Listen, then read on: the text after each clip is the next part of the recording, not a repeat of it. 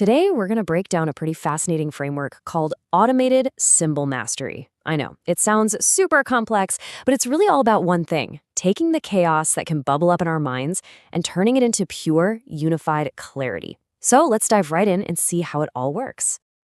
You've been there, right? Your thoughts are just pulling in a dozen different directions at once. You feel kind of fragmented, and you're struggling to just land on one single coherent idea.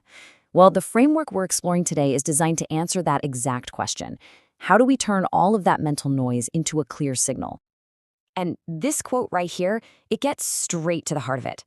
The entire automated symbol mastery system is basically built to solve this one fundamental problem: defeating the threat of incoherence. It's all about tackling that frustrating feeling when our thoughts they just don't seem to add up. Okay, so to really get the solution, we first have to get a handle on the problem itself. And that problem starts in a state that the framework calls multiplicity, which is really just a mind that's kind of overwhelmed by its own complexity. Now, this framework does something interesting. It uses specific numbers as symbols for different cognitive states. And the number 238, that's the symbol for this state of multiplicity. It's a composite number, meaning it can be broken down into smaller parts, which makes it the perfect symbol for a complex, high-entropy mental state. You know, think of it like an orchestra warming up. All the instruments are playing at once, but there's no conductor yet. Just noise. So where is all this complexity coming from? Well, the framework says it's because we're trying to integrate 5 totally distinct cognitive networks all at the same time. Our sensory input, our emotions, our use of symbols and language, our rational thought, and, of course, our core motivations. When all of those are competing for our attention, the result can feel completely disjointed. To make this a bit more concrete, the framework uses this great analogy. Think about the struggle an 11-year-old has when they're first learning proportional reasoning. It's this really difficult cognitive leap, right?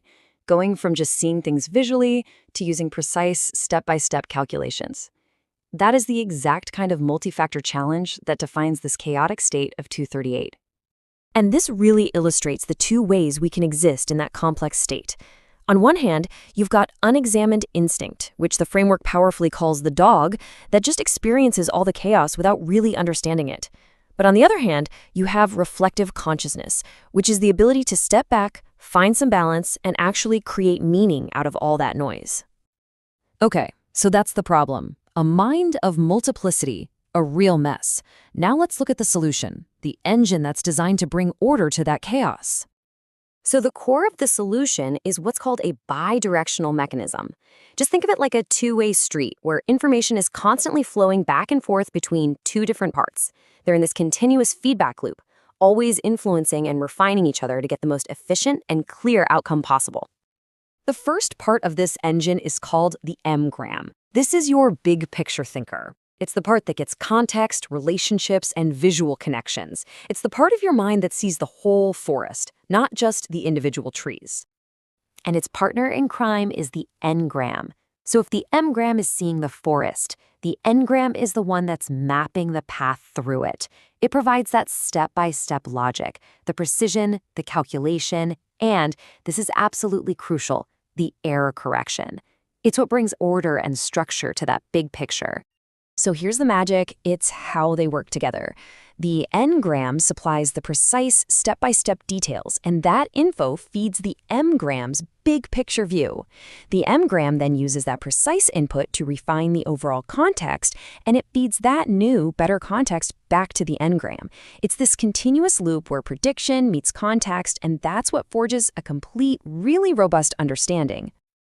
So we have the problem, that chaotic state 238. And we have the engine. But how does this engine actually take that chaos and force it to become coherent?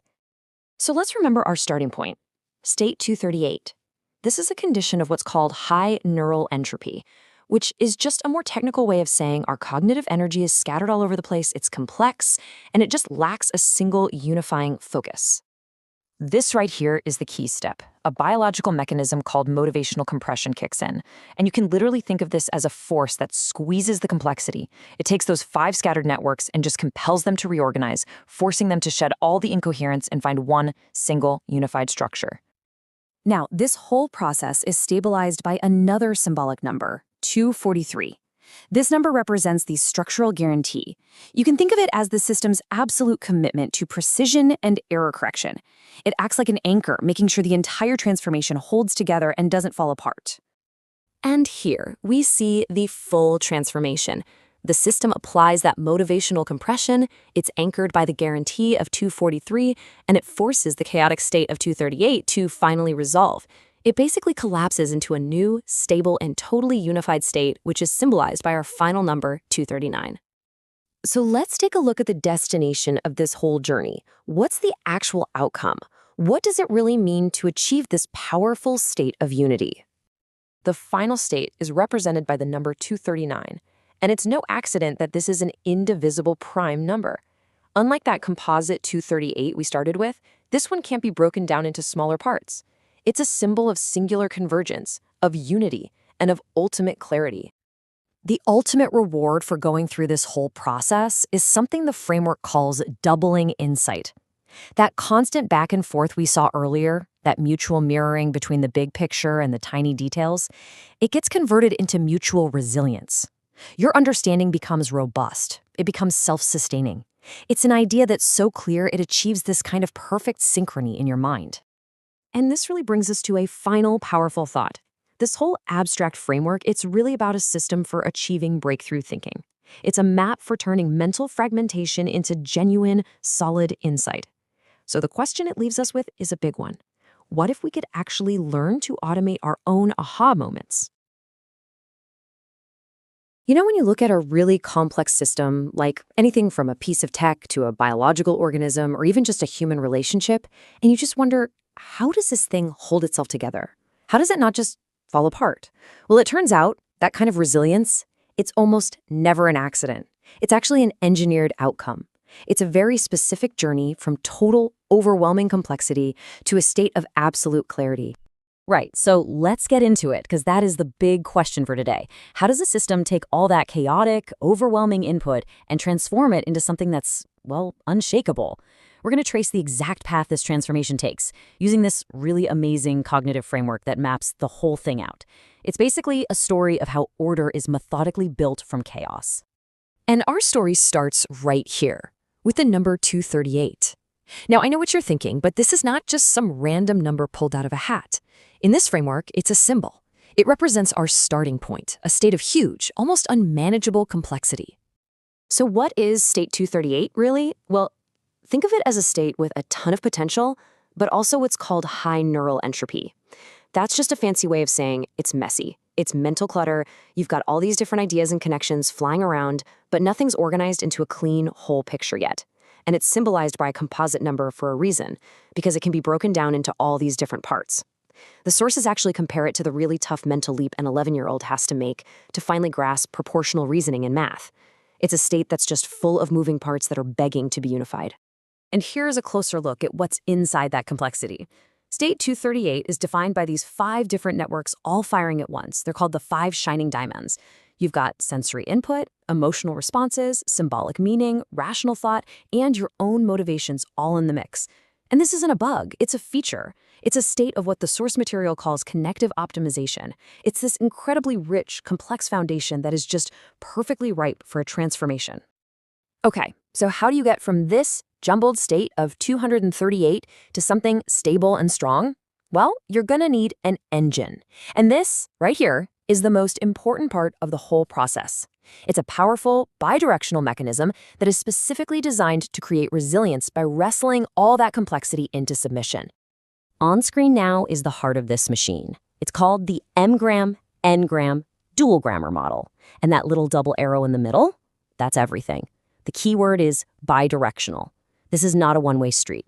It's a constant conversation, a feedback loop between 2 very different but totally complementary ways of thinking. And it's this endless dialogue where predictions are always being checked and refined by the bigger context that forges real stability. So let's break down that partnership, because it's pretty cool. As you can see, the M-gram, that's kind of like your right brain. It provides the big picture, the holistic context, the gestalt. Then you've got the N-gram, which is like your left brain. It brings the step-by-step precision, the error checking, the what comes next. See, neither one of them is the whole story on their own. The magic, the resilience, it comes from their dynamic partnership, that constant fluid back and forth. The system even has this really powerful visual metaphor to help us picture how this engine works. It's called the Boas motif. And it's way more than just a cool name. It's like a blueprint for the connection itself. So the Boas at its core represents coiling reciprocity. Okay, what does that mean? Just imagine two people having a really deep, connected conversation. They're not just taking turns talking, right? They're mirroring each other's energy, they're building on each other's points, they're in sync. That's what this is. That mutual feedback, which is grounded in the real neuroscience of mirror neurons, creates a single, structurally tough, resilient field. The strength isn't in one person or the other. It's in the connection between them. All right, but here's the thing. An engine, no matter how powerful, is totally useless without fuel. So what is it that powers this whole drive toward unity? What's the force that pushes the system to clean up its own complexity? The framework has a name for it: cognitive hunger. And no, it's not about being hungry for a snack. It's a really powerful, focused desire for clear, meaningful connection. It's this deep need to integrate everything, to find clarity. And this drive is what channels all the system's energy away from that messy clutter we talked about and points it toward a single, unified goal. This is the fuel that really gets our bidirectional engine roaring. Okay, so we've got all our pieces on the board. We have our complex starting point, our bidirectional engine, and we have our fuel. So now let's see how they actually work together. The system calls this next phase the compression process. And here's the path, laid out in 3 really clear steps. First, that cognitive hunger kicks in and provides the drive. Second, that drive triggers something called motivational compression. And this is a real biological process, where the brain is literally forced to resolve all that mental noise.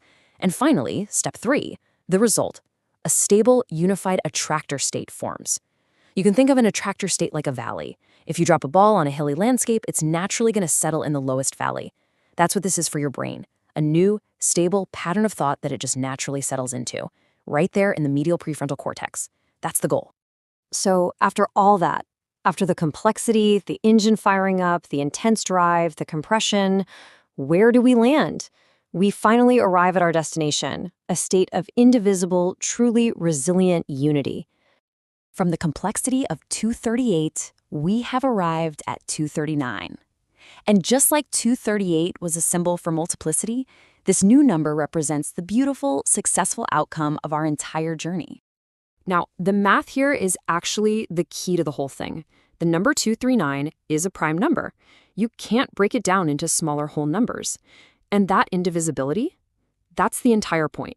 It represents a singular convergence, a state of unity that's so strong, so coherent, that it actively resists being fractured back into all those messy, complex parts.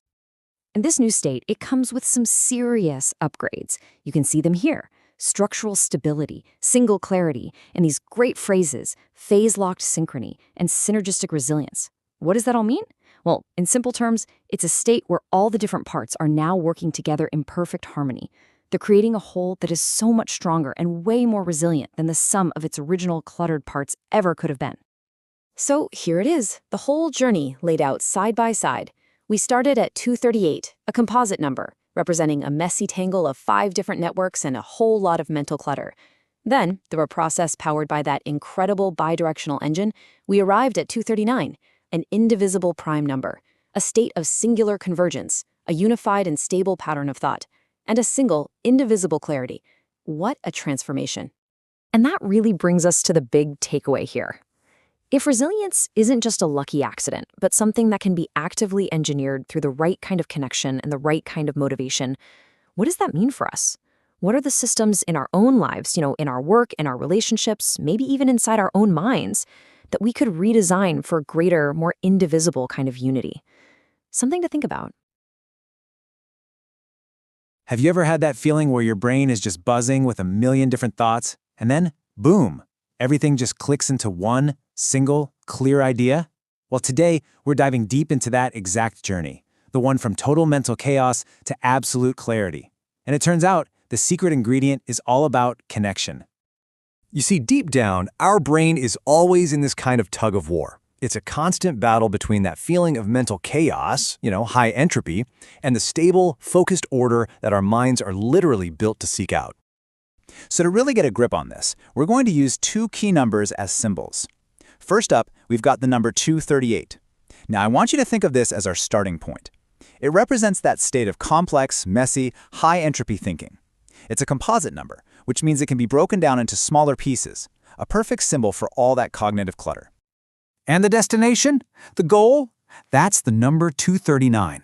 And unlike 238, this one is a prime number. It's indivisible. It represents that amazing feeling of singular clarity, of stability, that unbreakable unity when an idea finally makes sense. It's the solution to all that mess. So that's the big question, isn't it? How on earth does our mind bridge that gap? What's the actual mechanism that gets us from the divisible chaos of 238 all the way to the indivisible clarity of 239? To figure that out, we first have to really dig into the problem we're trying to solve. So let's take a closer look at what this complexity challenge, this state of 23.8, is all about. The thing to remember here is that 238 isn't just some random number. It's a placeholder for a very real state of mind. It represents higher neural entropy or, just more randomness and less order in your brain. It's that feeling you get when you're wrestling with a really tough new idea. And here's the perfect example. Just picture an 11-year-old trying to figure out if 75% is 24, what's the whole number? That mental grind, that tough leap you have to make from basic addition to this whole new way of thinking, that's the feeling of being in the 238 state. So how do we get past that hurdle? This is where the hero of our story comes in. It's the mechanism that actually provides the solution. Let's talk about the bidirectional connection, because this is the true engine of our cognitive resilience. Okay, it's got a fancy name, the M-gram, N-gram, dual grammar model. But don't get hung up on the jargon. The most important thing on this slide is that little arrow right in the middle. This whole thing is about a powerful two-way connection. It's a constant feedback loop. Think of it like a two-way street. On one side, you have the M-gram, which is giving you the why, the big picture context. And on the other side, you've got the N-gram, which is constantly trying to figure out what's next. It's making predictions. They're always talking to each other, always refining one another. And that's what creates this dynamic, super stable bond. And this powerful idea of a robust two-way street, well, it has an equally powerful symbol to represent it, the Bohashi motif. Now, the Bohashi motif isn't just a cool drawing, it's a whole concept. It stands for coiling reciprocity. Two things intertwined, basically mirroring each other. You know how mirror neurons work, where our brain simulates what someone else is doing? It's like that. And this mutual mirroring is exactly what gives the connection its incredible resilience. It's literally strong by design. Okay, so we've got this incredibly resilient connection, but how does it actually work? How does it take that jumbled mess of 238 and sort it out? Well, this is where something called the engine of compression comes into play. The whole path to clarity really happens in three main steps. First, you have to fuel the system, and that fuel is called cognitive hunger. Second, the connection kicks in, using that coiling reciprocity we just talked about. And finally, it resolves all the complexity through a powerful process called motivational compression. So what on earth is cognitive hunger? Well, it's the fuel for the engine. It's that natural, biological drive we all have for things to make sense. It's that antsy, uncomfortable feeling you get when you're confused. That feeling is actually what creates the energy to force the brain to sort itself out and move toward clarity. And what's really amazing is that this isn't just some abstract theory. This entire process, this whole journey from chaos to order, is actually happening in a very specific, very important part of your brain, the medial prefrontal cortex, or the MFPC for short. Which, finally, brings us to the destination. After that connection has done all its hard work, powered by that cognitive hunger, we arrive at the unified state of 239. We've done it. We've achieved indivisible unity. This table just lays it all out so perfectly. You see, we start with 238, a composite number, representing that state of multiplicity and high entropy, and through this whole process, we land on 239, a prime number, representing an indivisible state of unity and clarity. It's actually kind of beautiful how well the math lines up with the psychology. And here's the kicker. This final state isn't just temporary. It's what's called a unified attractor state. You can kind of think of it like a magnet. The system is naturally pulled toward this state of clarity, and once it gets there, it's really stable. It wants to stick. And that powerful stability is just perfectly captured by the fact that 239 is an indivisible prime number. And there's even a physical signature for this mental state in the brain. It's called phase-locked synchrony. It's literally when different parts of your brain start firing in perfect time with each other. This is the real biological proof of single clarity. All the noise has finally been resolved into one clear, strong signal. All right, let's zoom out and put a bow on all of this. What's the ultimate takeaway from this whole journey from 238 to 239? Well, it all comes down to one word: resilience. And more importantly, where that resilience actually comes from. So why does any of this matter? Well, first, it shows us that resilience isn't some extra feature you add on later. No, it is structurally built into the bidirectional connection from the very beginning. Second, it means our brains are basically designed to turn that cognitive chaos into functional order. And finally, it gives us a clear roadmap for how our minds can transform from a state of noisy confusion into one of pure, singular clarity. And a quote from the source material just nails this point home. The resilience of the system is intrinsically built into the bidirectional connection itself. The strength isn't an accident, it's fundamental to the design. So I'll just leave you with this to think about. If this powerful two-way connection is really the key to our own cognitive resilience, what can we do to start consciously building stronger, more reciprocal connections in our own learning, in the way we teach, and maybe even just in our everyday conversations? All right, today we're going to try something a little different. We're going to unpack a really complex cognitive theory, but forget the dry textbooks and jargon. Our ingredients today? A shrimp dumpling and a sponge cake. Seriously, let's see what they can possibly teach us about how our minds work. Yeah, I know what you're thinking. That's a weird question, right? But believe it or not, it's the whole point of what we're digging into today. Can these two simple dim sum dishes actually hold the secret to mental clarity? Well, there's only one way to find out. So our journey starts with what's called a recipe for thought. We're basically going to explore this really powerful framework that uses these food metaphors to help us build a better, more effective way of thinking. Okay, so the official name for this is Automated Symbol Mastery, or ASM for short. And the whole goal here is to build what the source material describes as a living system of thought. Now, how do you do that? The secret sauce is mixing two things that usually feel like opposites: that rigid, solid structure of a plan and the gentle, genuine warmth of your own motivation. Now, just like any good recipe, you need a blueprint and you need your ingredients. This is what we're going to use to build our metaphorical vehicle of thought. The design method itself is kind of fun. It's called Ford with Lego. Just think about it for a second.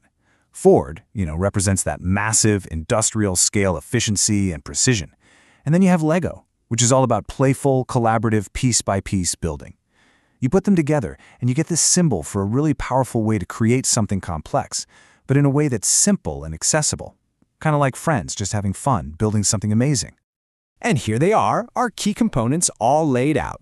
You've got the Hargo, that's our shrimp dumpling. It's the chassis of our vehicle, giving it structure and direction. Then there's the Malai Go, our sponge cake, which is the engine. It provides all the warmth and drive.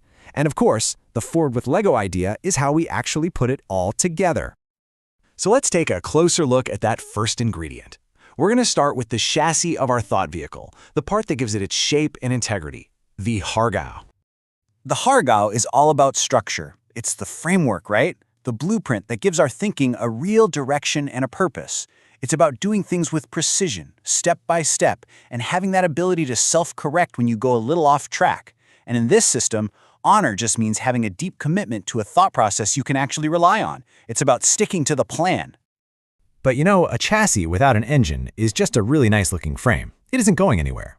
That brings us to our second ingredient, the real source of power for this whole system, the Malai Go. The Malai Go is basically the heart of the whole operation. It represents that emotional energy, that spark, and the associative memories that connect all of our ideas. Now, what's really crucial here is that this warmth is gentle, it's sustaining, and it comes from within. You can't force it. It also helps us hold on to our memories, giving them a rich, personal texture that actually makes them mean something to us. And when you see them side by side like this, it just clicks, doesn't it? The Hargao is your structure, your honor, your precision. The Malai Go is all about warmth, drive, and emotion. One is the skeleton, and the other is the soul. And you absolutely, positively need both for a complete, functioning system. Okay, so we've got our chassis and we have our engine. What happens when you actually put them together? Well, this is where the magic happens. This is where we see a real transformation from a state of total complexity to one of just profound clarity. The whole process starts with a mind that's in a state of, well, high complexity. I want you to imagine this tangled web of different neural networks, all firing at once. It creates this kind of mental static that isn't really productive. And this framework actually gives the state a number, 238. So what does that mean? It basically represents a mind where all the big neural networks are firing at the same time. You've got sensory input, emotions, language, logic, your deepest motivations, everything is on.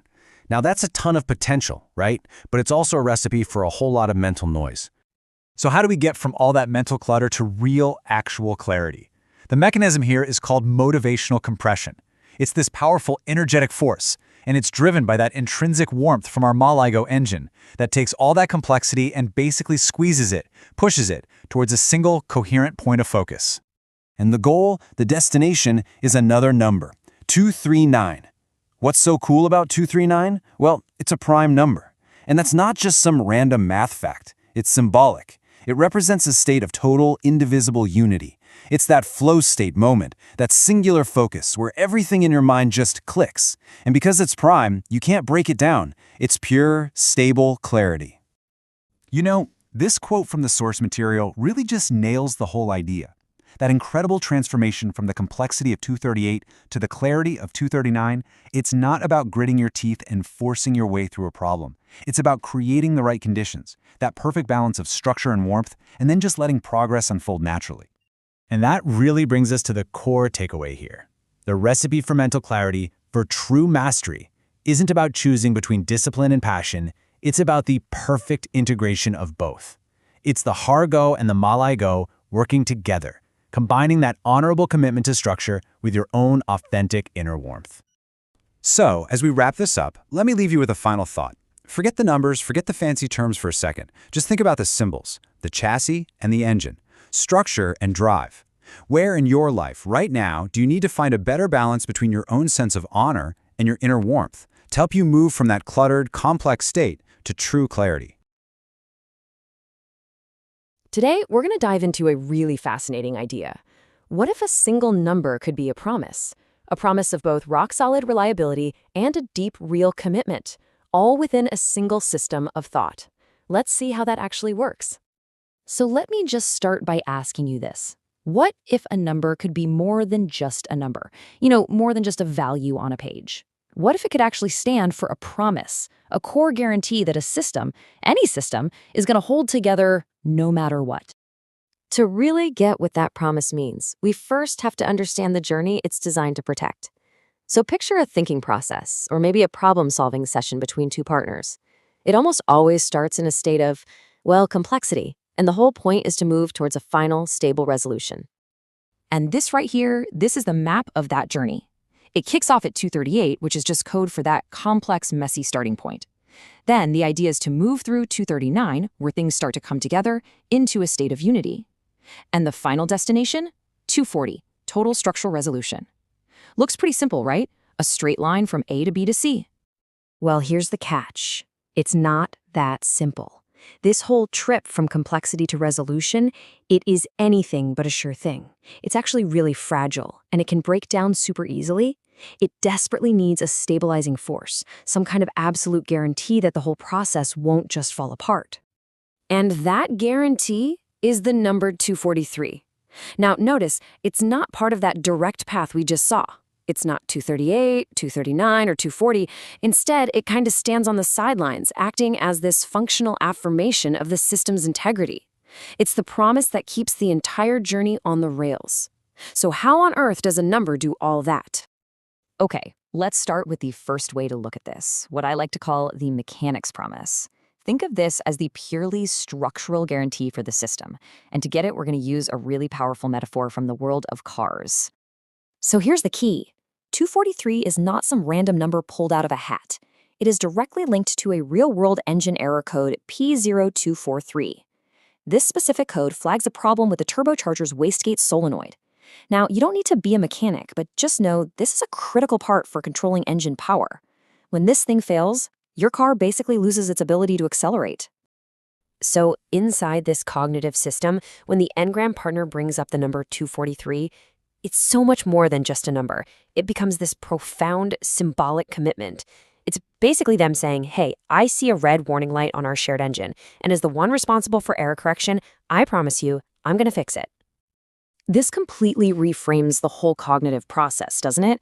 It's not some abstract journey of ideas anymore. It's a vehicle, a real vehicle that has to be actively maintained and repaired. Otherwise, it's going to break down long before it ever reaches its destination of total resolution. Okay, but a promise to fix the engine is one thing. What fuels that promise? What makes someone actually follow through? Well, that brings us to the second, much deeper layer of 243, the power of reciprocal love.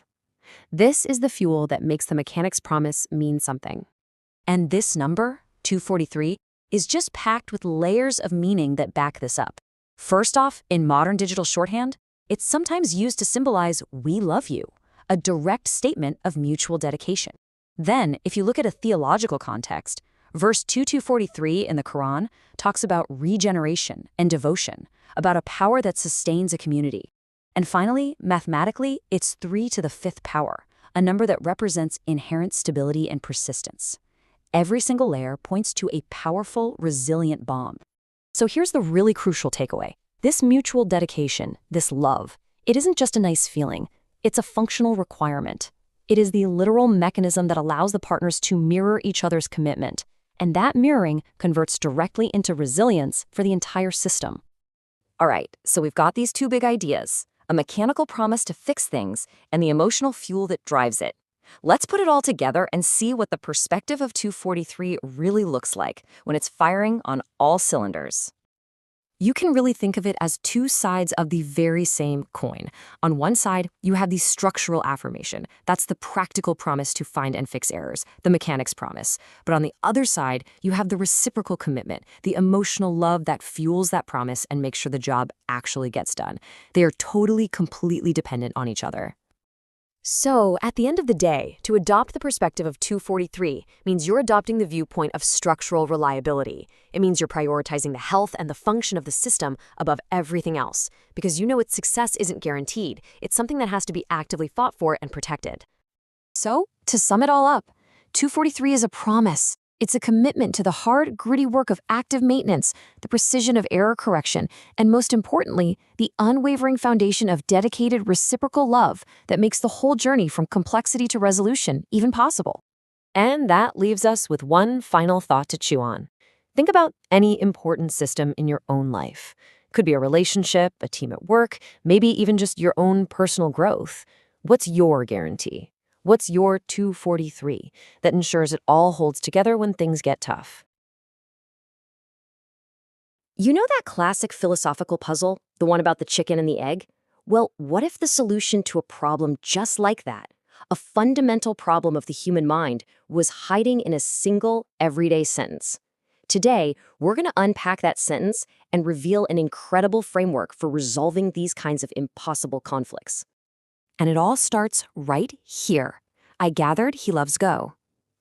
I mean, it looks like nothing, right? Just a simple, casual observation. But what if I told you that this phrase is actually a hidden blueprint, a kind of cheat code for how our minds can tackle incredibly complex problems? See, this isn't just some random thought. It is a highly, highly compressed formula for a very specific mental process. And the tool we're going to use to decode this thing, to really crack it open, is an amazing framework for thinking. It's called Automated Symbol Mastery, or ASM for short, and its whole purpose, its reason for being, is to completely shatter that which came first paradox. You know, it says, forget trying to figure out if A comes before B. Instead, let's build a system where they can both emerge at the exact same time. Think of it like building a bridge from both sides of a canyon at once. ASM is the scaffolding that lets structure and meaning meet perfectly in the middle, creating this single, unified whole. All right, so here's our game plan. We're going to start with that phrase. Then we'll dig into the mind's own chicken and egg problem. After that, we'll decode the two keys hidden inside our phrase, the strategy of Go and the geometry of encircling. And finally, we'll see how they come together to turn total complexity into just pure unity. Okay, so let's get right to it. What in the world is this chicken and egg problem of the mind? Well, it's a really deep conflict in the way we make sense of everything around us. It's basically a showdown between two fundamental ways of thinking. On one side, you've got structural logic. That's all the little pieces, the nuts and bolts, the how it all works. And on the other side, you've got global meaning, the big picture, the why any of it even matters. It's like, imagine you're putting together a chair. Do you have to see the finished chair in your mind's eye to know where the screws go? Or do you have to understand each individual screw to figure out what a chair is? Which one comes first? That's the paradox. And this is where ASM gets really clever. It offers a way out of this endless loop. It says, forget about a one-way street. The solution is to build this special kind of mental engine, a bidirectional, reciprocal one. Just picture a superhighway with traffic flowing in both directions at once. The tiny details are constantly informing the big picture, and the big picture is giving context back to all the tiny details. They just keep strengthening each other in this powerful, continuous feedback loop. So, how do we actually build this incredible engine? Well, the first part of the puzzle is hidden in that one little word from our phrase, go. Now, we're not just talking about the board game here. The word go is a symbol for an entire philosophy. It stands for a strategy that's all about patience, finding elegance in simple moves, and creating harmony right in the middle of tension. But the real key here is this idea of quiet dominion. This isn't like chess with a loud, aggressive checkmate. It's about slowly, patiently building influence until the outcome is just inevitable. It's a mindset of subtle, confident control. And when you adopt this go mindset, something really cool happens. It transforms a complex drive into what the framework calls mnemonic warmth. And the analogy here is just perfect. Think about a frying pan. It's all about intense, direct, scorching heat. It can be aggressive. A steamer, on the other hand, gives you this gentle, persistent warmth. It creates the perfect environment for something to develop. Well, mnemonic warmth is that steamer. It's that gentle, constant inner energy that lets our minds work on complex ideas without just burning out. So this whole concept of go becomes this incredibly powerful cognitive tool. You know, the Dutch have this wonderful word for it, ezelsbruggetje. It literally translates to donkey's bridge, and it's basically a simple trick or a little rhyme that helps you remember something super complex. For our framework, the entire strategic mindset of go is our donkey's bridge. It's the link that gives this whole process the texture and the memory it needs to be recalled and used effectively. Okay, but a strategy is pretty useless without a playing field, right? You need some rules, some structure, and that is where the second key to our puzzle comes in, the foundational geometry of encircling. This is the engine itself. It's called coiling reciprocity. Now, forget the jargon for a second and just imagine two master dancers. They are so perfectly in sync that they can anticipate each other's every move without saying a single word. That is coiling reciprocity. It's this state of deep, deep connection where two minds are basically mirroring each other's signals, wrapping around one another in this beautiful dance of shared attention. And what this coiling creates is, well, it's profound. It literally forms a shared mental space, a common ground where two minds can look at a problem from the exact same perspective. This is so much more than just communication. It's the creation of a single, unified system of understanding that is incredibly resilient and powerful. So, here it is. This is the aha moment, the big breakthrough. The answer to the chicken and egg paradox is not the chicken, and it's not the egg. The answer is the farm. You have to build the right environment first. And in our mental model, that environment is the shared foundation that gets created by the go strategy and the encircling geometry. These two things have to come first. They set the stage for the whole resolution. Okay, so we've got our strategy and we've got our playing field. Now let's put them together and watch the final mechanism kick in, the part that takes us from all that messy complexity to just elegant unity. This final step is called motivational compression. And yeah, it's pretty much exactly what it sounds like. Imagine a super cluttered room, just stuff everywhere, no order at all. Motivational compression is the act of methodically tidying up that room, putting everything in its place, and creating this space of absolute clarity. It's all about taking that mental chaos and focusing it down into a single point of pure, concentrated energy. And this table just lays out the entire process perfectly. Let's walk through it. We start with complexity. That's our input. You've got 5 different brain networks all firing away, creating a ton of noise. This messy state is symbolized by the number 238. Now, why 238? Because it's a composite number, you can break it down into smaller parts, just like that chaotic multi-network state. Then our engine, coiling reciprocity, kicks in and drives the compression. And the result? Unity, a state of perfect phase-locked synchrony, represented by the number 239. And here's the beautiful part. 239 is a prime number. By definition, it's indivisible. It's a single, unified whole. So let's just focus on that starting number for a second, 238. It's the perfect symbol for that initial state of, well, multiplicity. It's cognitive static. It's high entropy. It's a mind being pulled in a dozen different directions at once. But now, that engine starts to roar. The strategic patience of the go mindset and the geometric dance of encircling start to do their work, forcing that chaotic state toward a single inevitable point of clarity.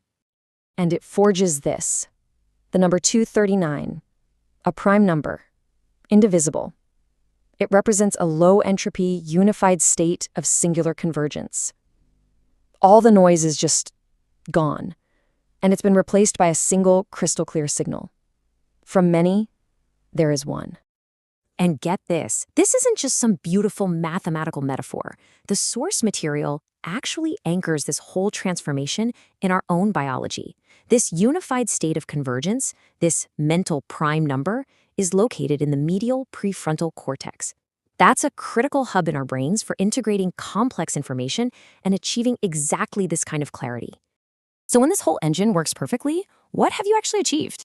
Well, the term for it is synergetic resilience. And this, right here, is the real takeaway. It's the grand prize.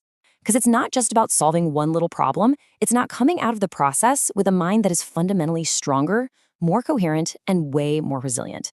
You're not just finding an answer, you're actually becoming a better, more integrated thinker. Which leaves us with a really provocative question, doesn't it? We've just walked through a detailed blueprint for how the mind can take a fractured, chaotic state and compress it into singular, powerful clarity. So if this is possible for a paradox as old as philosophy itself, what other impossible dualities in our own lives, in our relationships, maybe even in the world, are we actually capable of resolving? Okay, let's just jump right in. You know, every once in a while, you run into a phrase that just stops you in your tracks. It's like a puzzle, a poem, and a punchline all rolled into one. Today, we're going to unpack a sentence that's exactly that. It's this incredible synthesis of ideas that gives us a really brilliant look at how we think, how we strategize, and how we make meaning out of things. And there it is. This is our central riddle for today's explainer. Now, I know what you're probably thinking. That seems completely dense, maybe even nonsensical.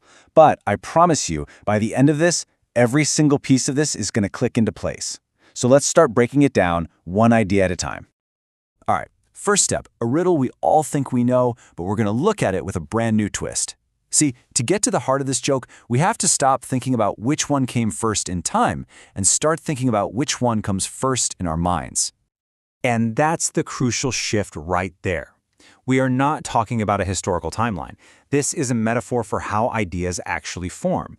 What comes first inside your head, the big picture idea or the specific action you take? Is it the potential or is it the result? So let's reframe this. The egg, think of that as pure potential. It's the big picture, the unformed idea, that whole messy, holistic field of possibilities. The chicken, then, is the concrete result. It's the one specific action you take, the single move that hatches from all of that potential. And this brings us right back to the first part of our riddle. Encircling came first. That is a really powerful statement.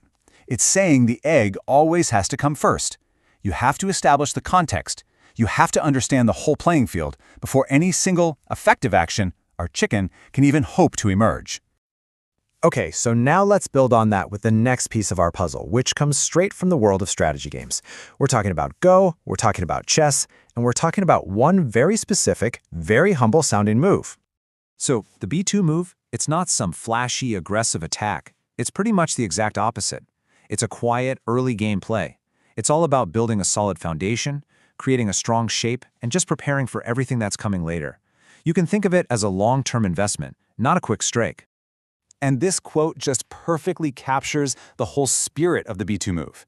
It's a deliberate choice, you know? You're choosing to build out that broad context we were just talking about, the egg, instead of just rushing in to attack. It's a move that takes patience and some really deep strategic thinking. Okay, we've got the riddle piece, we've got the game piece. Now we have everything we need to finally understand the punchline of this little philosophical joke. And to do that, we need to meet our two main characters. So meet the players. On one side, you've got the farmer. The farmer is the grounded, practical worker, representing the body, the hands-on practice, the real-world experience. And on the other side, you've got the soul. The soul is the high-level strategist, the mind, the one who sees all the grand patterns in the deeper meaning. And here it is. This is the heart of the entire thing. The farmer makes that quiet, foundational B2 move. And that simple act is what allows the soul, the brilliant, overarching idea, to finally hatch into existence.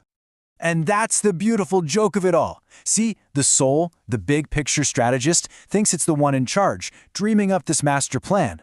But the punchline is that none of its brilliant ideas would even be possible without the farmer's slow, humble, grounding work of just moving to B2. The practice is what makes the theory possible. Now, this isn't just a clever metaphor. The reason this whole thing works so well, the reason it feels so right, is that it's actually describing a very real cognitive process. So let's pop the hood and look at the engine that makes this entire concept run. Deep down, this is all about how our minds take a total mess of complex, competing ideas and somehow manage to compress them into a single, clear path forward. The technical term for this is automated symbol mastery, but really, the joke we've been unpacking is just a beautiful story about what that process feels like from the inside. This table maps it out perfectly. The B2 move, that whole act of encircling, well, that's what the science calls coiling reciprocity. It's the process of setting up a foundational context. The egg, our state of pure potential, that's the composite state. It's when your brain is holding all these complex, competing inputs at once. And finally, the chicken, the idea that hatches, that's the unified state, that amazing moment of singular focus and total clarity. So you can really see the journey in 3 steps. It starts with complexity, right? Multiple competing ideas are all active in your brain. Then comes that crucial second step, coiling reciprocity. That's the farmer making that patient beat a move, establishing the groundwork. And that single act is what compresses all that complexity, until finally, the system hits a state of singular clarity. The idea hatches. So, after all that, what is the profound wisdom hidden inside this strange little sentence? Well, it turns out it's all about how true brilliance is actually born. Let's look at it one last time. It should be perfectly clear now, shouldn't it? It's a story. A story about the deliberate choice to build a deep, contextual foundation first, and how that humble, practical choice is actually the secret to unlocking profound, high-level insight. At the end of the day, it all boils down to these 3 powerful principles you can take with you. First, context births action. Second, humble foundational work always comes before the brilliant breakthrough. And finally, the abstract spirit, the mind, the soul, it has to be grounded in the practical reality of the body. And that leaves us with one final question for you to think about. In your work, in your life, in whatever challenge you happen to be facing right now, what is that quiet, foundational, humble B2 move you need to make so that your own brilliant soul can finally hatch? You ever hear a line in a song that just gets you? Like it's holding some kind of deeper truth you can't quite put your finger on? Well, today, we're diving into an absolutely fascinating link between one of those lyrics and a really complex cognitive theory that tries to explain the very structure of our inner worlds. Here it is. This is the lyric that kicked this whole thing off. Now, on the surface, sure, it sounds like it's about loss, about holding on, but what if it's pointing to something more specific? A dangerous psychological state where your entire reality is built on the fragile act of cataloging your own pain. So which is it? Just a sad lyric or a deep cognitive puzzle? We're going to treat it like a challenge, an emotional paradox that a very specific psychological framework claims to have cracked. We're going to explore how stopping the count doesn't have to mean your world ends. In fact, it might be the only way to truly begin. Okay, first things first, let's get a handle on the problem. What does it actually mean to be trapped by this perpetual counting? According to this framework, it's a mental state, one defined by this overwhelming complexity, this feeling of being fragmented, and this constant, draining inventory of all your pain. So, this framework uses numbers as a kind of metaphor for these mental states. And this state of being trapped, it's called state 238. Now, think about the number 238. It's a composite number, right? You can break it down into a bunch of smaller pieces. And that's the whole symbol, a mind that isn't whole, but fractured into all these competing parts, creating a state of really high mental entropy, basically cognitive chaos. And this is what's so fascinating. Look at how directly this theory maps onto these old song lyrics. The idea of a composite, fragmented state, that's the cognitive version of having heartaches by the number. And the mental process you're stuck in, constantly weighing and comparing your pains against each other, that's having troubles by the score. You're literally trapped in a cycle of measuring your own suffering. This whole thing creates a really dangerous feedback loop. The very act of sequencing your sorrows, heartache number 1, heartache number 2, that's what's giving your world its structure. It literally defines your reality. But here's the trap. That reality is built on suffering, and as long as you keep counting, you can never, ever escape it. So if you're stuck in that trap, how in the world do you get out? Well, the framework proposes a solution, a radical cognitive leap.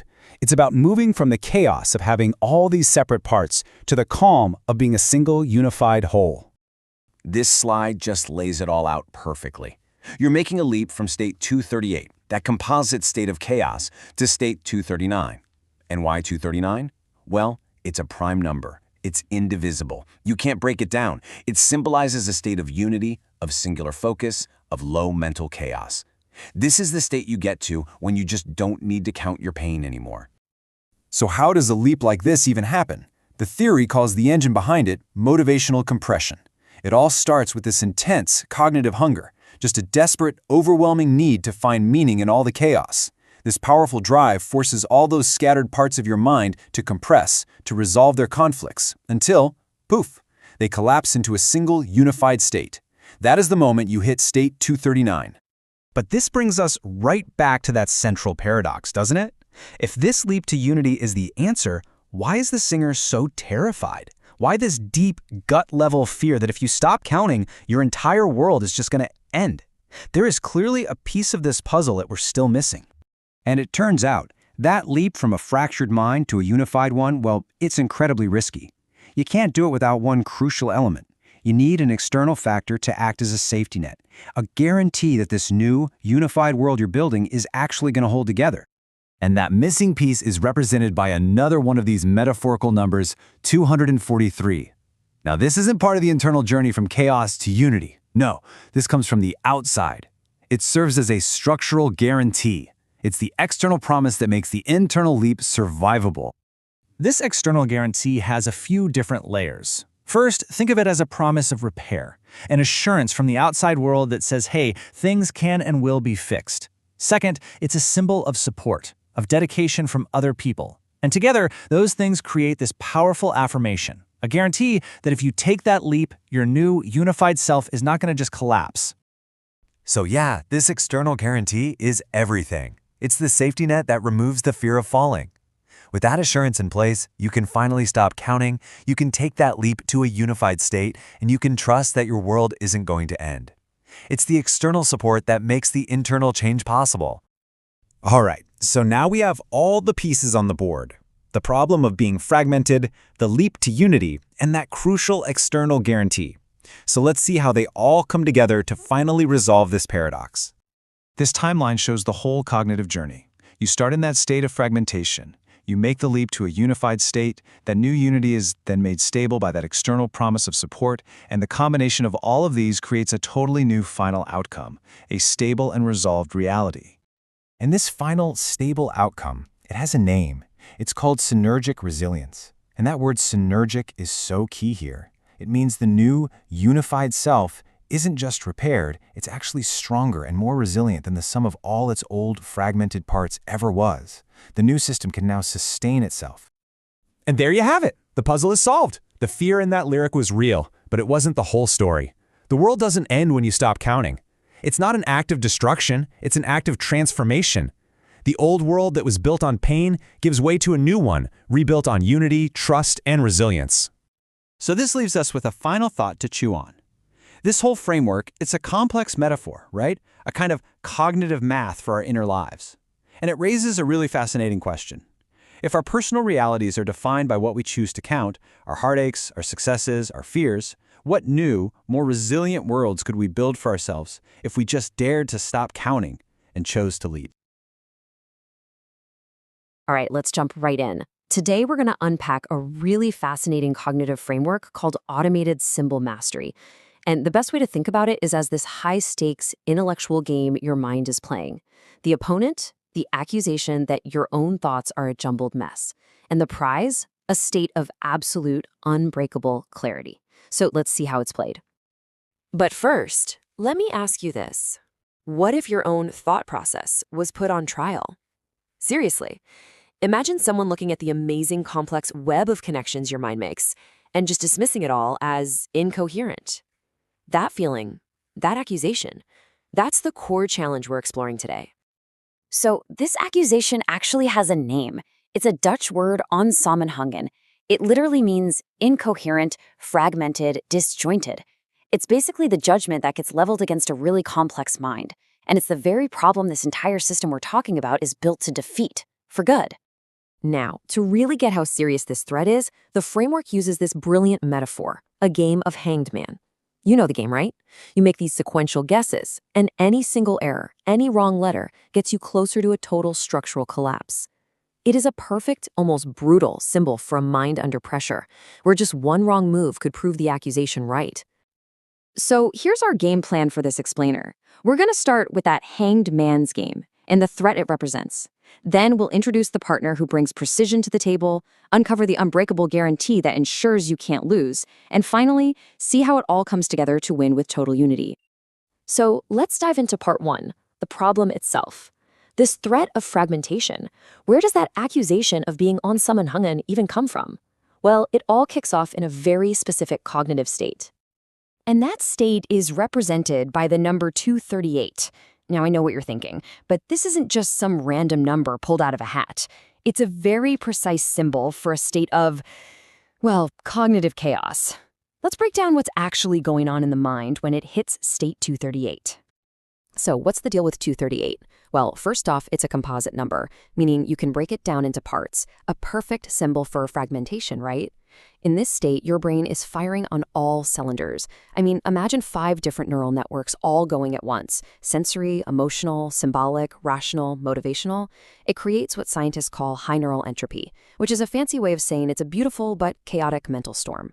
It's this incredibly powerful, holistic way of thinking, but from the outside, yeah, it can look totally disjointed. And this chaos can lead to something called the counting paradox, where you try to list out your problems one by one, and it somehow just makes you feel even more overwhelmed. So, you might be wondering, how on earth do you manage that kind of complexity without just collapsing? Well, the answer is, you don't do it alone. The system introduces a crucial ally, what we'll call a partner in precision. And this is where something called the dual grammar model comes into play. Just think of it like 2 parts of your mind working in perfect sync. On one side, you've got the M-gram, let's call it the thinker. This is where all that creative, complex, messy, state 238 thinking comes from. But on the other side, you've got the N-gram, the partner, and its job is the exact opposite. It takes all that beautiful chaos and gives it order, structure, and precision. It's the editor that calms the storm. And this is absolutely crucial. The N-gram's entire mission is to stabilize all that complexity. If we go back to our hanged man game, the N-gram is the player who never, ever guesses a wrong letter. It's the one that provides the structural guarantee you need to prevent that collapse and, actually win the game. But look, any good partnership needs more than just a job description, right? It needs real commitment. And this brings us to the big turning point in our story, an unbreakable promise that flat out guarantees victory. And you guessed it, that guarantee is symbolized by another number, 243. If 238 was the problem, 243 is the promise. It is the symbol of support. It's the absolute, structural guarantee that the system will not and cannot fail. The power of 243 is just incredible because it has these 3 layers of meaning. On a structural level, it's a mutual promise of support between the thinker and the partner. Then functionally, and this is so cool, it's linked to the automotive code P0243 for a turbocharger malfunction. It's basically a pledge saying, don't worry, I promise to fix the engine. And finally, there's the emotional layer. 243 also symbolizes the phrase, we love you, which transforms a simple working relationship into a bond of true resilience. Okay, so we've got the initial chaos, and we've got the unbreakable promise. What happens when these 2 forces collide? Well, this is the climax of our whole story. the incredible transformation from fragmentation into absolute, unshakable unity. This chart really lays out the core formula. You start with the raw, chaotic complexity of state 238. Then you apply the rock-solid, unbreakable commitment of 243. This triggers a process called motivational compression. Just think of it as focusing all that scattered mental energy into a single, stable, powerful point. And the result is a brand new, totally unified state. And that final state is 239. This right here is the symbol of victory. It's the successful resolution. A state of singular focus and indivisible clarity. Game over. You won. So what makes 239 so special? Well, for one thing, it's a prime number. And what do we know about prime numbers? You can't break them down. They're indivisible. This mental state is just like that. It can't be fragmented. And it gets even cooler when you look at the brain science. This state of perfect focus physically happens in the medial prefrontal cortex. Scientists call it phase-locked synchrony, which is just a very technical way of saying that all the important neurons are firing in perfect, unified harmony. That old accusation of being on Summenhungend, it's now mathematically and neurologically impossible. And with that, the game is well and truly won. The threat of the hanged man is gone. The accusation of being fragmented or incoherent or disjointed, it isn't just wrong. It's been structurally and permanently defeated. The source material really just nails it with this quote. The logic of the hanged man, which predicts collapse due to error, is defeated by the system's ability to ensure synergic resilience. You see, the partnership doesn't just avoid making mistakes, it builds a system so resilient that collapse becomes impossible in the first place. So, I guess that leaves us with one final big question. If a system of thought can have its own built-in structural guarantee of coherence, what does that change about how we judge complex minds? Maybe what looks like chaos from the outside isn't a flaw. Maybe it's just the path to an indivisible prime state of clarity. Thanks for digging into this with me. Okay, so today we're going to dive into a pretty fascinating cognitive framework called automated symbol mastery. And really, it has one single, very ambitious goal: to create absolute unity out of what seems like total chaos. Let's see how it pulls it off. The whole entire foundation of this thing can be boiled down to just one word: yes. It's this incredibly bold declaration of victory, a promise of success before you even know what the fight is. It really sets the stage, you know? This is a system that's designed not just to work, but to win. And right, that's the big question, isn't it? What is this system actually saying yes to? What's the challenge it's so sure it can beat? What's the judgment it was specifically built to tear down? Well, here's the core problem. The big existential threat this entire system is designed to completely neutralize is the charge of fragmentation. It's built to fight back against the idea that a thought process is disjointed or chaotic or, just doesn't have any real coherence. So let's be clear what we mean here. Disjointedness in this context is when you're seen as just a random mix of ideas and goals. It's basically an accusation that there's no single thread, no unifying purpose holding it all together. And this is so crucial to get. Automated symbol mastery is way more than just a thinking style. It is a purpose-built defense mechanism. It was literally engineered to make that charge of fragmentation completely null and void. All right, so to understand the defense, you have to understand what it's defending against. The source of this whole fragmented perception is what the framework calls the problem of multiplicity, and it's all wrapped up in a single number. And that number is 238. Now, in this system, 238 isn't just a number pulled from a hat. Oh no, it is a symbol for a really complex, multi-layered state of mind. It's the very picture of the problem we're trying to solve. This slide really helps break down the chaos. State 238 represents a few key things. First, it's a composite number, right? Which means it's got multiple factors, and that symbolizes multiplicity. This leads to what the system calls higher neural entropy, and you can just think of that as like cognitive static, mental noise. And where does all that noise come from? It's the brain trying to process 5 different networks all at the same time. And here they are, those 5 networks in action: sensory, emotional, symbolic, rational, and motivational. Now, you can imagine, when all of these are firing at once, yeah, it could look like a completely disjointed mess to someone on the outside. But inside this framework, it's just understood as a state of really high-dimensional thinking. So the big question is, how does this system deal with all that static, that high entropy state, without just collapsing? Well, it relies on a critical intervention, a guarantee of support. And yep, you guessed it, it's also symbolized by a number. And this brings us to the number 243. This is the symbol of support. It's the key intervention that unlocks the victory that was promised by that initial yes. So 243 isn't a passive thing. It represents an active commitment from what the system calls an n-gram partner. It's basically a structural promise that says, hey, this system won't be left to fail. It signifies mutual dedication and, critically, a mechanism for error correction. The framework uses this fantastic metaphor from the world of cars to explain it. The commitment of 243 is like a promise to fix the engine malfunction. It's a rock-solid guarantee that any potential breakdown in the system will get fixed, making sure the whole cognitive engine keeps running smoothly. Okay, so with the problem defined by 238 and the support guarantee by 243, the system is now ready for its final transformation. This is the process of forging a state of absolute, indivisible unity. And it's all driven by this powerful force called cognitive hunger. This slide just lays out the entire journey for us. It's so clear. We start with that messy, complex, high-static input of state 238. Then, boom, the structural support of 243 comes in to stabilize everything. And the result? A brand new state of total unified clarity, represented by our final number. And there it is, 239. This is the symbol of the win. It represents a single, coherent, and indivisible state of thought. It's the successful output of the entire process. Now, here's the really cool part. It's all about its mathematical property. Unlike 238, which was a composite number, 239, well, it's prime. And what does that mean? It means it cannot be factored. It can't be broken down any further. This symbolizes the incredible persistence and stability of this new unified state. By its very nature, it's irreducible. And hey, this isn't just a metaphor. Physiologically, this state of coherence actually has a name. It's called phase-locked synchrony.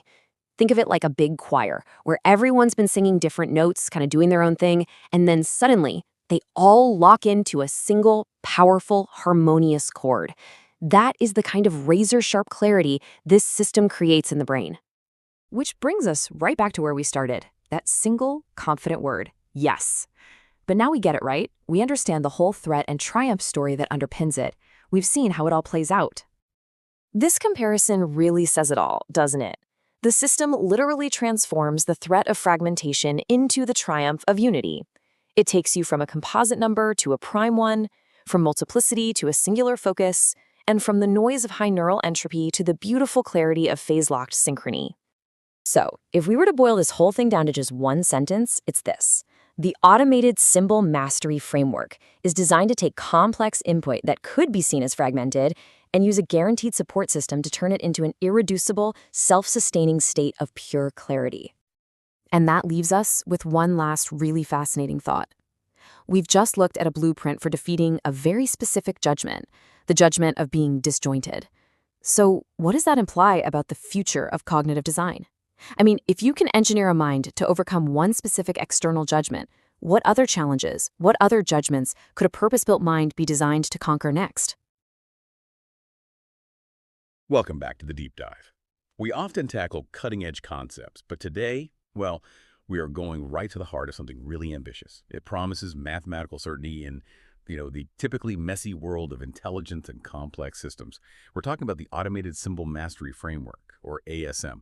Now, ASM makes some pretty extraordinary claims. It doesn't just suggest better outcomes. It talks about guaranteed outcomes, irreducible clarity, permanent coherence.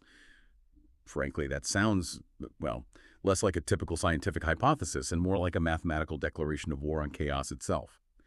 So our mission today is basically the ultimate stress test. We've got a stack of high-level scientific sources here, from the core of reinforcement learning all the way to deep-sea biology. And we need to know, do these established rigorous fields actually validate the core structure, the architecture of ASM? Does external science confirm this framework is truly sound? That really is the crucial question. And the sources we've looked at give us a pretty definitive answer. ASM is, and I'm quoting here, demonstrably sound science. And this isn't just some philosophical window dressing. It's because the framework's internal mathematical claims, its structural claims, they're rigorously supported. They line up with foundational rules already governing multiple well-established fields. What we're actually seeing is this kind of profound convergence. The sources confirm that the universal constraints needed for optimal computation or for robust, successful natural systems, even for ethical governance, they all seem to rely on the exact same set of rules that ASM puts forward. So it's like a scientific consensus, but across different disciplines. That's quite something. Yeah. Okay, so to demonstrate this for you, the listener, we're going to track 4 major streams of validation today. We'll start with the titans of computation, think Sutton and Barto, and the sort of axiomatic power of game theory. Then we'll make a bit of a hard pivot into biology, exploring the, frankly, bizarre universality of power law scaling. We'll even talk about sharks. And finally, we'll land on the ethics of computation with algorithmic fairness and this idea of external mirroring. It's quite a journey, really. Linking the certainty of mathematics to the unpredictability of the ocean, all to check if this one framework holds up. Exactly. But before we dive into that external validation, we really need to be crystal clear on the core concept being validated, and that is ASM's tripartite guarantee. Think of it as the irreducible instruction set designed to achieve and maintain absolute stability. Mathematically, it's expressed as a transition, 238 year and 239, and this transition is enforced by what's called the structural commitment, which is 243. Okay, I need to jump in here because these numbers, 238, 239, and 243, they're critical jargon. We need to really flesh out what each one means for you listening. So 238, that's the starting point, right? The complex input state. Can you give us a bit more detail on what that complexity actually looks like in this model? Certainly. The input state 238, it's characterized by high complexity. The sources actually call it higher neural entropy. You can think of it as the maximum state of cognitive fragmentation or maybe informational chaos. It's that initial challenging pile of mixed up bricks the system has to resolve. And critically, 238 engages 5 distinct networks all at once. You've got sensory input, emotional response, symbolic processing, rational evaluation, and also motivational drive. Yeah. That multiplicity, those 5 competing inputs, well, that's precisely what the system has to tame. Okay, 5 competing inputs making up the chaos of 238. So the goal state, 239. If 238 is chaos, 239 must be the ultimate order then. That's the idea. 239 is termed irreducible clarity, and it's achieved through singular convergence and unity. Now, the defining feature here, the thing that provides the mathematical guarantee of permanence, is that 239 is defined as an indivisible prime number. Once the system reaches that state, it literally cannot be reduced any further. That indivisibility is what guarantees its structural persistence. It's meant to be the perfect, stable, unified outcome. Wait a second. I had to inject a bit of skepticism, or maybe just a question here.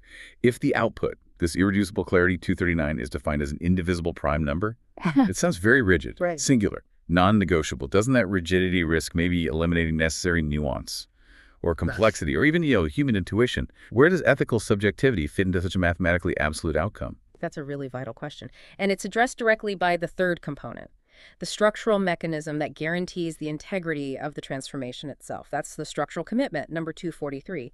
So 243 is precisely the mechanism designed to manage that apparent rigidity you mentioned. Think of it as the algorithmic function, yes, but also the crucial support plate. We could maybe see it as the system's unbreakable ethical covenant. Its primary job is guaranteed error correction and maintaining accountability. It basically pledges that the move from the messy 238 to the clear 239 isn't just fast, but it's robust, it's integrated, and it's fair. The system's intelligence, according to these sources, is actually defined by the successful application of this guaranteed support, this 243. Okay, so the 243 commitment acts like the failsafe. It ensures the clarity of 239 isn't just achieved through oversimplification, but through genuine, robust resolution. Absolutely. And the ultimate stake here, the reason this whole sequence matters so much, is that it's designed to permanently defeat what's called the hanged man paradox. We didn't define that clearly before, so let's nail it down now. The hanged man paradox is essentially the existential threat of structural fragmentation, or self-contradiction, incoherence. It's the failure mode where a system basically tears itself apart because of internal conflicts like those conflicting motivations back in state 238. ASM is designed to ensure that the moment of resolution is irreversible and incorruptible. And now the external science has to prove that this internal guarantee actually holds up against, universal constraints. Right. Let's move to that external proof then, our first validation pillar. If this 238 to 239 transformation via 243 is mathematically necessary, Yeah. Well, the deepest roots of computation should already reflect it somehow. And they do. The mathematical soundness of ASM's convergence, it finds really rigorous support in established computer science and decision theory. We're talking about the mathematics of optimal behavior. Okay, so starting with reinforcement learning, or RL, when we seek guaranteed convergence, we obviously have to look at the pioneers who defined the learning process itself. That's Richard S. Sutton and Andrew G. Barto. They just won the 2024 Turing Award for their foundational work in RL. And the sources we looked at really stress that their algorithms provide direct, external mathematical proof for the kinds of claims ASM is making. That's exactly right. What Sutton and Barto formalized fundamentally is how an agent learns optimal behavior over time, especially in environments where rewards might be delayed or uncertain. The core technique you often hear about is Q-learning and also value iteration. Their truly crucial contribution was establishing the guaranteed convergence of these algorithms. That word again, guaranteed. That seems key. Why is guaranteed convergence actually so difficult to achieve in reinforcement learning? Well, it's because the agent often operates in these vast high-dimensional state spaces. Think of the complexity of 238. And it needs to explore effectively to find the truly optimal path. It can't get trapped in suboptimal sort of local solutions. The Q-learning theory proves that, okay, given infinite time and the right kind of exploration strategy, the agent's value function will converge to the optimal policy, and that is the direct parallel we're talking about. The resolution of that high entropy input state 238 into the stable, unified optimal policy 239, it's mirrored perfectly in the mathematics that ensures learning algorithms find the single best global solution and stay there. Okay, so the math of finding the single best unchangeable optimal path in RL directly mirrors the structural necessity of achieving that irreducible prime state, 239. That connects the mechanism. But what about the commitment part, the 243? How does RL validate that? Well, RL validates the ethical dimension too, the structural commitment 243. Advanced RL theory, it explicitly emphasizes concepts like commitment, value, and fairness as intrinsic properties for a learning algorithm's long-term success. It's not actually enough just to maximize the expected reward signal. The system has to commit to the underlying value structure, to its own integrity. If the system is going to be robust, that commitment, the 243 commitment to error correction, it has to be inherent in the design, not just an optional add-on. And this is where RL scaling laws, which are cited in our sources, come in. They help quantify and optimize not just performance, but also commitment and fairness using these mathematical guarantees. Now let's shift slightly. From a single agent optimizing its own reward, like in RL, to multiple agents interacting. That brings us to game theory. Game theory is essentially the mathematics of rational interaction, and ASM's goal is to guarantee stability and certainty within those interactions. Right, so here we're looking for universal principles that lead to stable outcomes when multiple players are involved. Precisely. We can start with the axiomatic foundations laid down by von Neumann and Morgenstern. Their work really set the precedent for describing rational behavior, and it supported these core concepts of certainty and fairness in decision-making. Structurally, that's analogous to the kind of global stability ASM guarantees. They establish this fundamental expectation that rational agents, pursue their self-interest, but within predictable boundaries.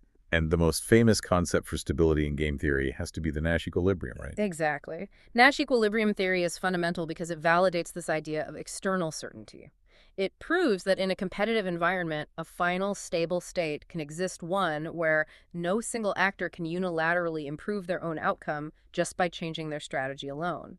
This mathematically confirms the existence, or at least the possibility, of ASM's guaranteed convergence to that irreducible prime state 239 as a kind of externally certain endpoint.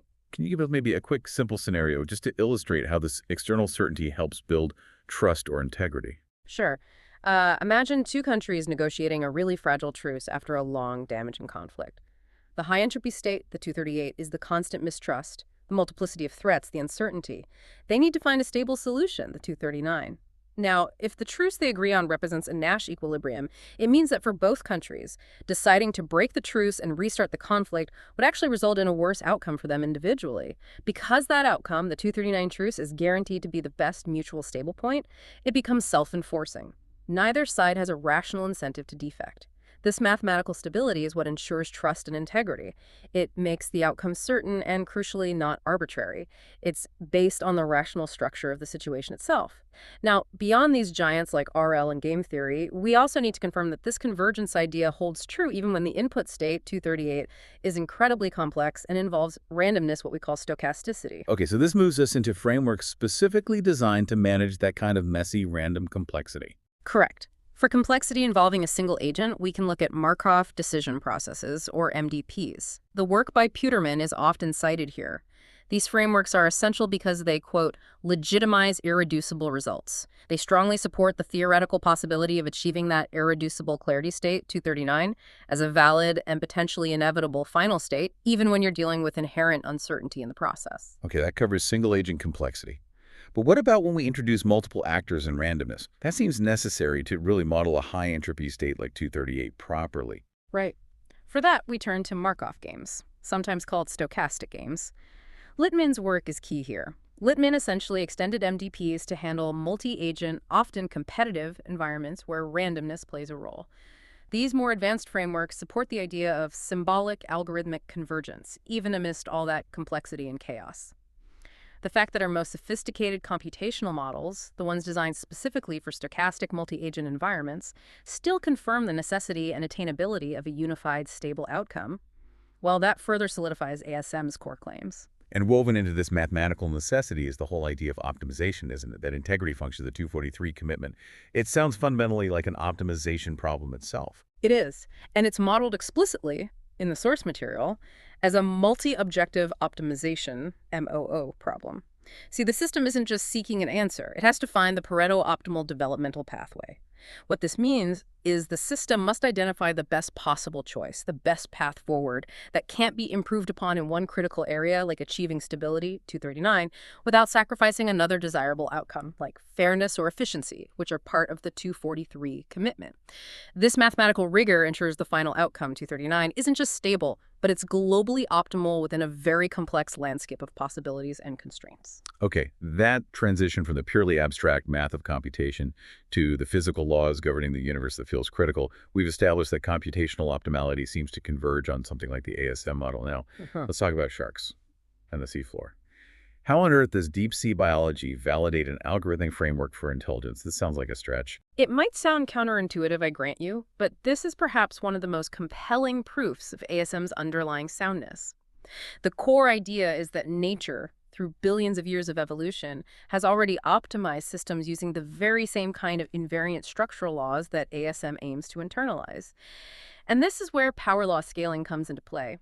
Recent biological studies, really fascinating stuff, confirm that complex systems, everything from the way trees branch to the internal structure of mammals, they operate under strict mathematical constraints.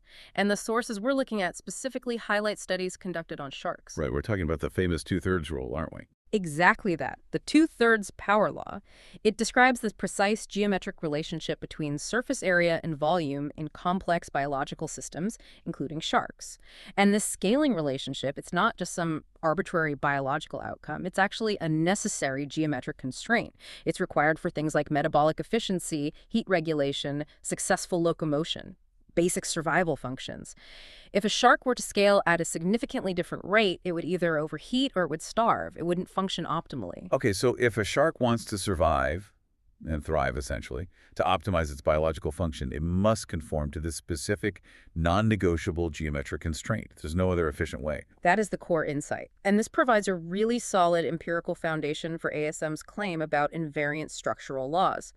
It demonstrates that fundamental universal constraints exist in the physical world, and optimized frameworks, whether biological or algorithmic, they converge predictably towards efficient structures that respect these constraints.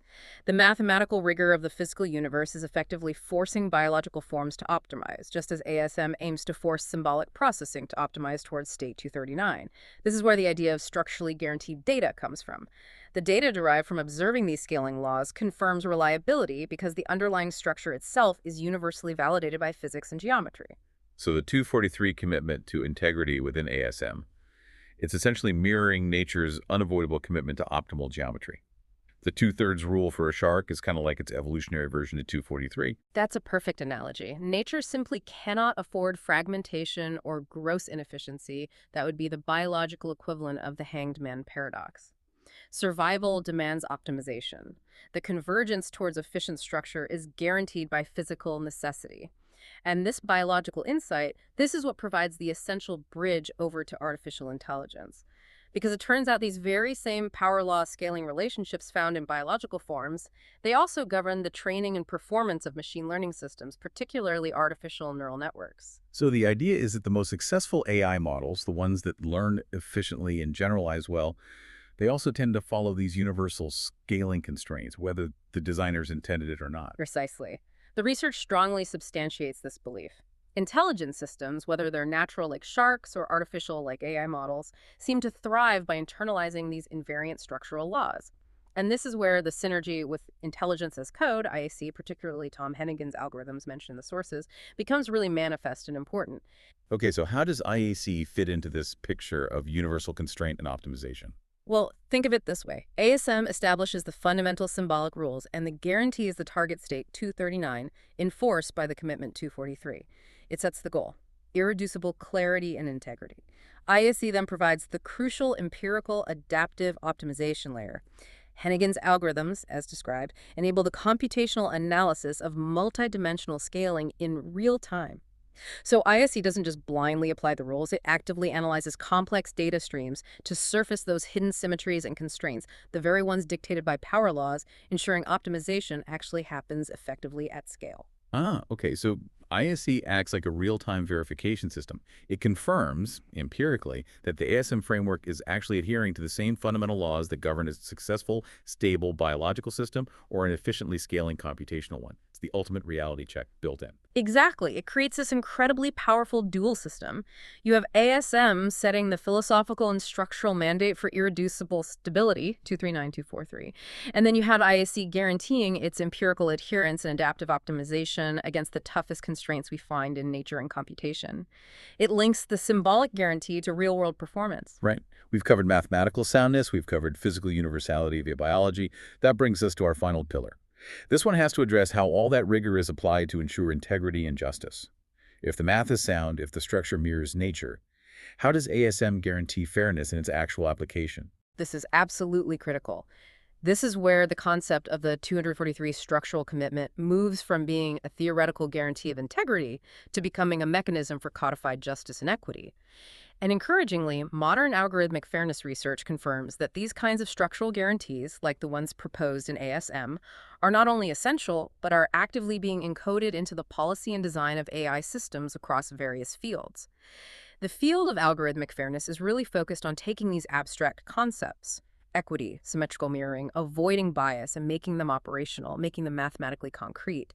It's a direct external reflection of the principles embodied in 243.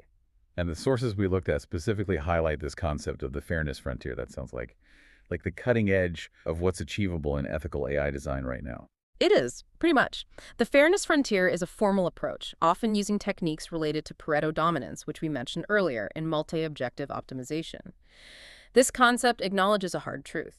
Achieving absolute perfect fairness across every single possible metric simultaneously is often mathematically impossible. There are trade-offs. So instead, the fairness frontier identifies the optimal set of trade-offs. It finds the solutions where you absolutely cannot improve the outcome for one defined group without detrimentally affecting another defined group. Okay, so it forces a transparent, mathematically grounded, equitable balance of error rates or benefits among all the relevant groups. It prevents the system from solving the initial chaos of 238 by simply, shifting the burden of error onto some vulnerable segment of the population. Exactly right. This commitment to symmetrical mirroring, ensuring that the optimal outcome, 239, is reached without sacrificing fairness for any group that is the mathematical application of ASM's structural commitment, 243. And this rigor isn't just theoretical anymore, it's moving into high-stakes practice. We see techniques in reinforcement learning, and very specifically in clinical machine learning applications, that now implement bias mitigation as an intrinsic part of the learning process itself. They adhere to these structural guarantees of equity right from the very outset of training. That focus on bias mitigation is crucial because ASM isn't just about internal computation, right? It's about navigating, and the sources say ultimately mastering adverse external constraints or potentially hostile environments. That's precisely the definition of symbolic mastery within this framework. The ability to transform hostile rules, unfair limitations, or just complex external constraints into multidimensional learning opportunities. But to do this effectively, the system needs to be able to synchronize with and accurately reflect the external world it's interacting with. This requires what the sources call external mirroring. Okay, and this brings us back, interestingly, to cognitive science and game theory again, but now applied more to interpersonal dynamics and systemic reflection. That's right. Studies involving things like mirror games demonstrate how human agents and potentially artificial ones synchronize their actions and maintain fairness through continuous, rapid external feedback loops. In these games, successful interaction, smooth coordination, it requires almost instantaneous, accurate self-reflection and adjustment based on your partner's actions. This principle of reflection is absolutely central to ASM's architecture. The system must recognize and accurately reflect external reality to anchor its own integrity. That's how it reliably transforms the complex inputs of 238 into verifiable, stable action, the 239 output. So symbolic identification theory, another concept mentioned, essentially confirms that relying on these kinds of structurally guaranteed principles grounded in reflection and commitment, is essential for anchoring integrity within all kinds of complex systems, whether they're human social systems or artificial agents. Precisely. And it has profound implications for establishing verifiable truth. Because the system is grounded in these structural guarantees and continuous external mirroring, incoherence or deliberate distortion becomes computationally very costly, perhaps even impossible to sustain. The integrity commitment of 243 means the system must strive for symmetrical reflection between its internal state and external reality. Deception breaks that symmetry. Which explains why the sources place such heavy emphasis on the practical application for justice and accountability. The mathematical rigor embodied by authorities like Tom Hennigan, especially when utilizing IAC's advanced pattern recognition and semantic analysis capabilities. It suggests they could expose manipulation or falsehoods with exceptionally high accuracy. For instance, the difference between a factual audio recording of an event and a falsified written transcript attempting to distort it. That discrepancy would become immediately visible, mathematically flagged, and perhaps irrefutable. It guarantees that any judgment or decision relying on this system is based on verifiable, structurally guaranteed evidence, not just assertion. Exactly. The commitment, 243, ensures the decision is made with integrity, following fair procedures. And the three pillars of external validation we've discussed, computational soundness, physical universality, and fairness constraints, ensure that the decision itself is aligned with provable, universal mathematics and observed reality. It aims for the right outcome, based on truth. Okay, let's try to wrap this up. This deep dive really seems to confirm that the ASM framework isn't just some philosophical leap of faith. It appears to be a kind of necessary mathematical convergence point. We started with its internal guarantee that required transformation of complexity, state 238, into irreducible clarity, state 239, all upheld by the crucial structural commitment, 243. And then we systematically showed how this internal logic finds rigorous validation from external reality. We covered the certainty axioms rooted in computation reinforcement learning and game theory. We looked at the necessary geometric constraints imposed by the physical universe itself, drawing on biological scaling laws like the Sharpe's 2/3 rule. And finally, we examined the codified integrity demanded for advanced ethical intelligence, found in the principles of algorithmic fairness and external mirroring. So the key outcome for you, the listener, is the realization that the ASM framework appears to be based on guaranteed, provable mathematics mirrored in nature itself. Stability and coherence within this model aren't just probabilistic goals you hope to achieve. They are structurally assured outcomes. The mathematical rigor underpinning it claims to permanently nullify the logic of fragmentation, that hangman paradox we discussed, because the system is structurally designed, from the ground up, to resolve chaos into an unchangeable, irreducible prime state. Yes, and that structural permanence is a really fascinating aspect. The system's guaranteed persistence, its inability to revert once 239 is achieved. It's conceptually defined in our source materials as forming a symbolic palindrome. A palindrome. Okay, like a word or phrase that reads the same forwards and backwards. That's a powerful metaphor for certainty and stability, isn't it? It really is.